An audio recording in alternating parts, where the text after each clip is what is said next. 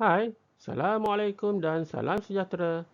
Bertemu lagi kita dalam siri Nota Bijak bagi Pendidikan Kesihatan tahun 6. Kali ini kita akan membincangkan tentang Unit 5, Cergas dan Tegas. Dengan tajuknya, Bicara Hormat Penampilan Hebat. Bersama saya, Cikgu MHS.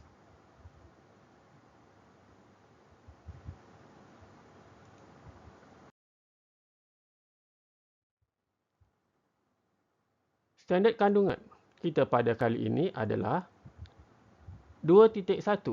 Mengetahui pelbagai jenis emosi, kepentingan dan cara mengurus emosi untuk meningkatkan kesihatan mental dalam kehidupan harian. Manakala standard pembelajaran kita adalah 2.1.2. Memahami jenis-jenis kemahiran asertif iaitu verbal dan bukan verbal.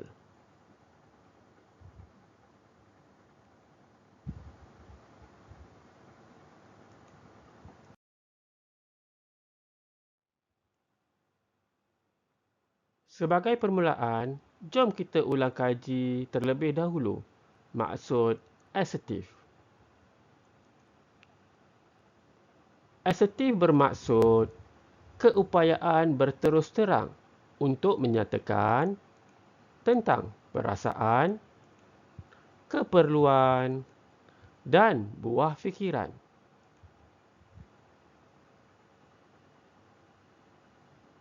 Pada masa yang sama, mereka yang mempunyai kemahiran asertif akan menghormati keperluan dan perasaan orang lain.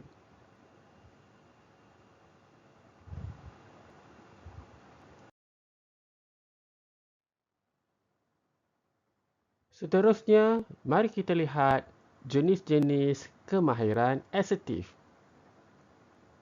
Kemahiran asertif terbahagi kepada dua. Yang pertama, kemahiran asertif verbal ataupun lisan.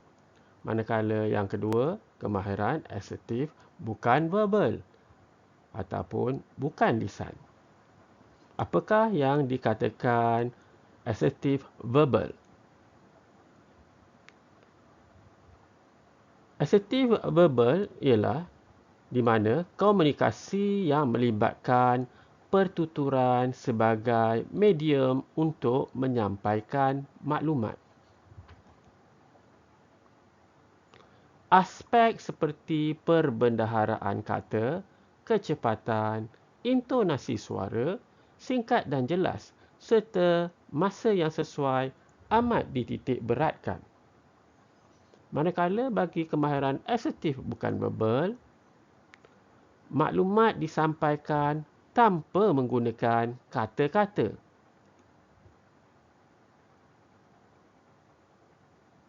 Kemahiran asertif bukan verbal menggunakan ekspresi wajah, pandangan mata, sentuhan, kedudukan tubuh dan gaya berjalan, suara dan gerak isyarat.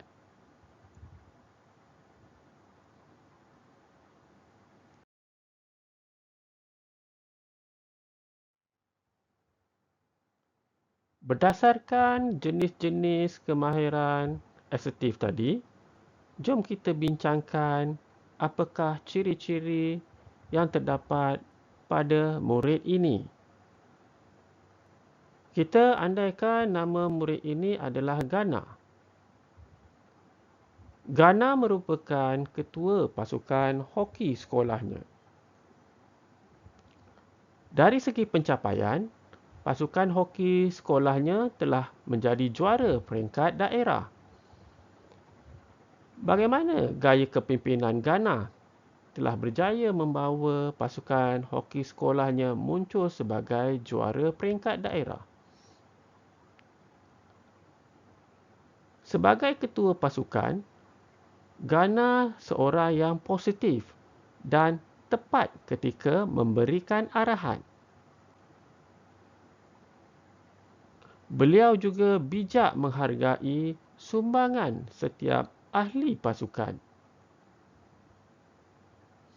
Sebagai ketua pasukan, Ghana sentiasa tegas menyatakan pendiriannya. Tapi pada masa yang sama, beliau menghormati dan dihormati oleh semua pemain.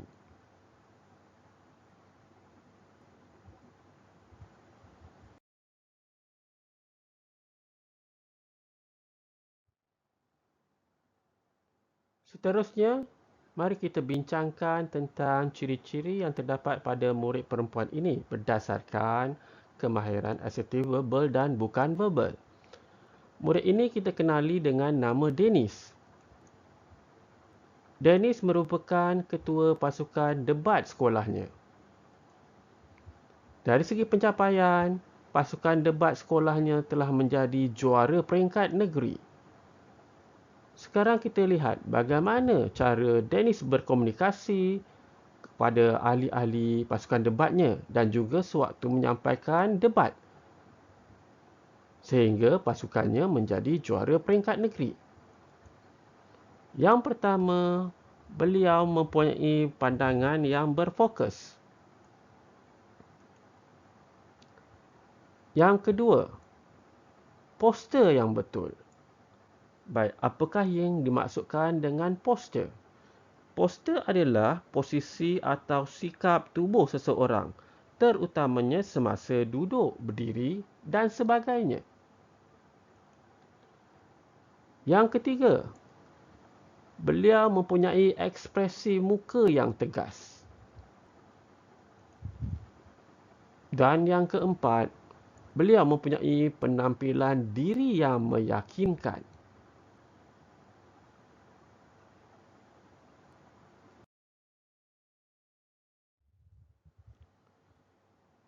Berdasarkan perbincangan tadi, mari kita lihat apakah kesimpulan yang kita boleh buat tentang ciri-ciri kedua-dua murid tersebut berdasarkan kemahiran asertif verbal dan kemahiran asertif bukan verbal.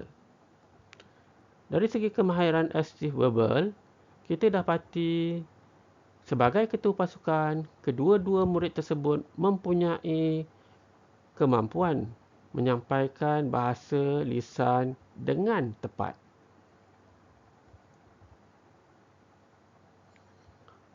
Mereka juga mempunyai keupayaan menyesuaikan rentak bicara mereka terutama kepada rakan-rakan pasukan mereka pada masa dan keadaan yang sesuai. Dari segi nada suara, Ghana sebagai ketua pasukan hokinya sudah tentu sentiasa tegas ketika menyampaikan arahan. Manakala Dennis pula mempelbagaikan nada suaranya ketika menyampaikan debat. Dari kemahiran asertif bukan verbal pula, kita dapati hubungan mata amat penting kepada Dennis ketika dia menyampaikan hujah-hujahnya dalam pertandingan debat, terutamanya hubungan mata dengan audiens. Manakala bagi Ghana, hubungan mata dengan ahli pasukannya ketika berbual atau menyampaikan arahan amat penting dan beliau mampu untuk menyesuaikan pada masa dan keadaan yang betul. Dari segi postur, kedua-dua mereka mampu untuk menunjukkan postur yang betul atau gerak tubuh yang sesuai pada ketika dan saat yang betul.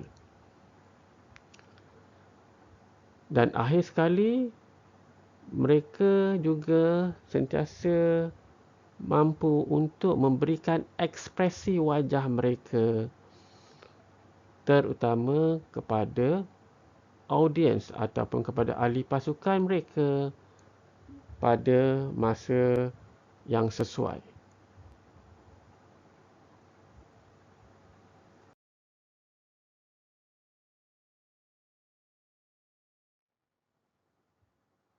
Perbincangan kita pada kali ini adalah dengan menggunakan rujukan buku teks Pendidikan Kesihatan tahun 6, muka surat 31.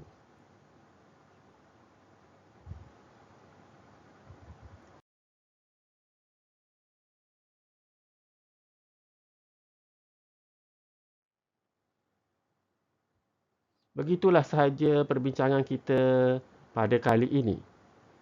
Semoga apa yang kita bincangkan akan memberi manfaat kepada anda semua.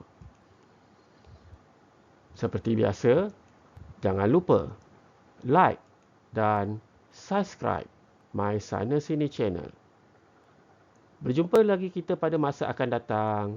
Sekian, terima kasih.